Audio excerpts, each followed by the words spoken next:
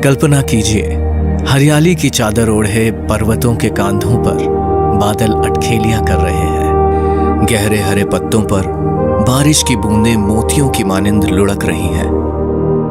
ऊंची चट्टानों से झरने यूं गिर रहे हों जैसे चांदी बह रही है। बेबाक, बेरोक, कल कल बहती पहाड़ी नदियां जीवन का राग सुनाती हैं। और इन सब के बीच से आप एक ट्रेन में बैठकर गुजर रहे हो। जी हाँ, इस अनूठे अनुभव को आप जी सकते हैं भारतीय रेल की हेरिटेज ट्रेन यात्रा करके। भारतीय रेल ने महू और कालाकुंड के बीच लगभग 140 साल से अधिक पुराने रेलवे ट्रैक पर यह ट्रेन चलाकर मध्य प्रदेश के इन अनदेखे व ऐतिहासिक पर्यटन स्थलों के अनूठे पर्यटन अनुभव का अवसर पर्यटकों को उपलब्ध करवाया है। महू से निकलने वाली इस हेरिटेज ट्रेन के लिए पर्यटकों में खासा उत्साह रहता है, जिसके चलते इसकी टिकटों की काफी मांग है। Convenient to come from Indore here. It's like an hour drive, and the weather is good, so I'm sure that we are going to see nice waterfalls. बरसात के इस मौसम में प्रकृति के इन अद्भुत नजारों का आनंद लेने के लिए पर्यटक सुबह से ही अंबेडकर नगर रेलवे स्टेशन पर परिवार और मित्रों के साथ पहुंचने लगते हैं। So excited! This is our first journey to Heritage Train.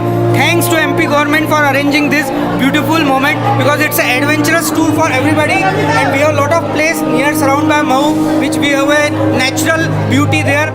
जैसे ही सुबह 11:05 पर यह ट्रेन स्टेशन को छोड़ आगे बढ़ती है तो ट्रेन के पिछले भाग में लगे पारदर्शी कांच के जरिए हरे खेतों के बीच से सरपट दौड़ती ट्रेन पर्यटकों में रोमांच भरने लगती है।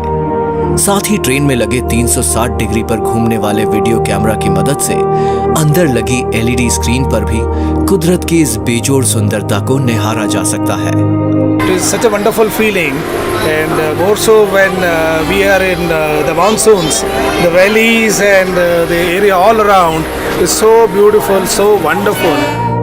अंबेडकर नगर स्टेशन से 6 किलोमीटर की दूरी तय करके हेरिटेज ट्रेन अपने पहले पड़ाव पाताल पानी रेलवे स्टेशन पर पहुंचती है। प्रकृति की वादियों के बीच बने इस धरोहर स्टेशन का कायाकल्प कर इसे सहेजा गया है। विभिन्न कलाकृतियों, दशकों पुराना यह विंटेज छत पंखा तथा मनमोहक चित्रकारी पर्यटकों के आकर्षण का केंद्र है। 15 मिनट के लिए जब यह ट्रेन यहाँ रुकती है तो पर्यटक संगीत की धुनों पर थिरकने लगते हैं। पाताल पानी स्टेशन से आगे बढ़कर ट्रेन कुछ ही दूरी पर जब रुकती है तो वो स्थान आता है जिसका पर्यटक बेसब्री से इंतजार कर रहे होते हैं, पाताल पानी जलप्रपात।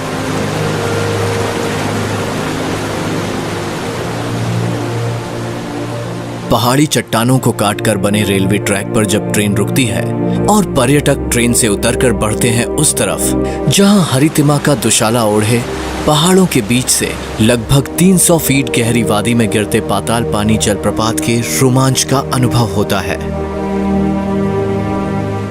इंदौर जिला प्रशासन द्वारा इस जलप्रपात को देखने के लिए सुंदर व्यू पॉइंट्स का भी निर्माण किया गया है।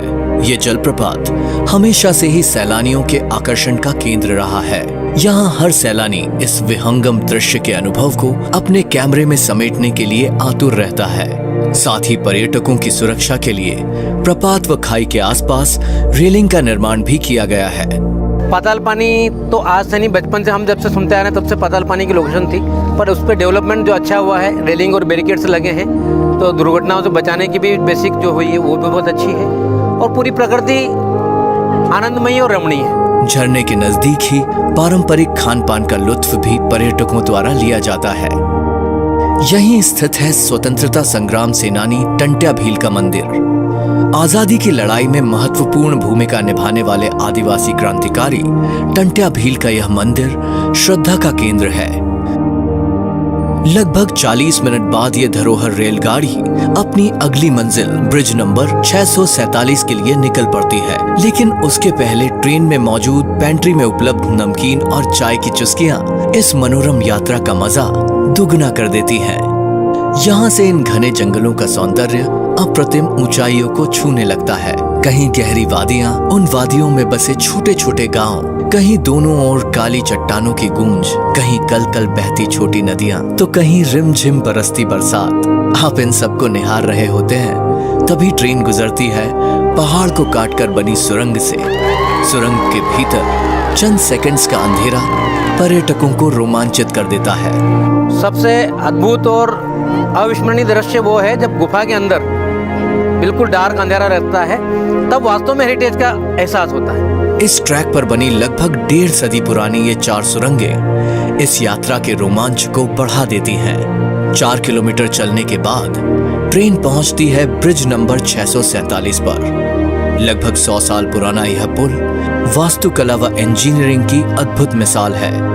यहाँ 40 मिनट रुककर पर्यटक ब्रिज से लगी हुई घाटियों पहाड़ियों को निहारते हैं। ब्रिज के मुहाने पर ही मिलती है तीसरी सुरंग। यहाँ से हेरिटेज ट्रेन चल पड़ती है अपने अंतिम पड़ाव कालाकुंड के लिए। 16 किलोमीटर की इस यात्रा में हर सैलानी अपने आप को प्रकृति की गोद में पाता है। ट्रैक के दोनों तरफ कहीं हरे पेड़ों की लटकती टहनियां तो कहीं रंग बिरंगे जंगली फूलों की डालियां ट्रेन की खिड़की पर बैठे पर्यटकों को यूं छू कर निकलती है मानो उनका अभिवादन कर रही हों। यहाँ रेल की पटरी के अलावा होता है केवल ऊपर की ओर घटाओं से भरा आसमान, सामने विराट पहाड़ और दोनों तरफ प्रकृति और इसका जादू। पूरी धरती हरितिमा वाली हो गई है और बहुत सुंदर सजी हुई है। पहाड़ यहाँ देखो, दाएं बाएं पहाड़ों पर बादल उतरे हुए हैं और नदियाँ बह रही कलकल करती हुई है। शब्दों में न समेटी जा सकने वाली यह यात्रा प्रकृति की जीवंत परिभाषा लगती है और इसे निहारते हुए सैलानियों को लेकर यह धरोहर ट्रेन पहुंचती है अपने अंतिम पड़ाव कालाकुंड पर, जिसका ट्रेन में बैठे हर सैलानी को बेसब्री से इंतजार था।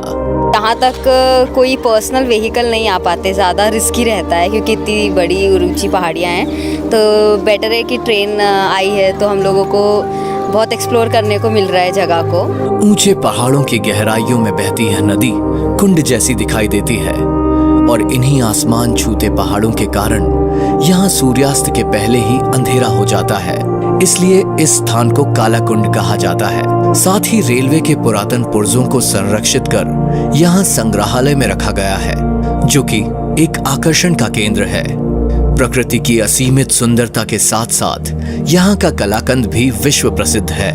सैलानियों के अलग अलग ग्रुप्स और परिवार साथ लाए भोजन का आनंद उठाते हैं। परिवार के लिए घूमने के लिए बहुत अच्छी ट्रेन है। सारे परिवार के समेत आप आ सकते हैं। यहाँ पे रास्ते में पाताल पानी, कालाकुंड, सारी जगह बहुत ही सुंदर है और अद्भुत है। इसके अलावा यहाँ स्थित भोजनालय से भी शुद्ध व स्वादिष्ट भोजन का लुत्फ उठाया जा सकता है।